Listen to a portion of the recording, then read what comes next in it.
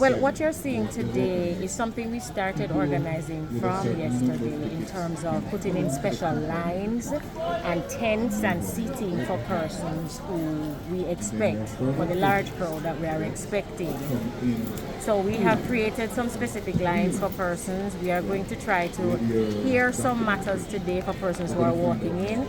For persons who have 6 or more tickets, they will just be having the printout stamped, and then they will be called and given a future date. But for persons who have 1 to 5 tickets, we will try to list some of those for court today. It means you have engaged the process to have your ticket cleared. That's all it means.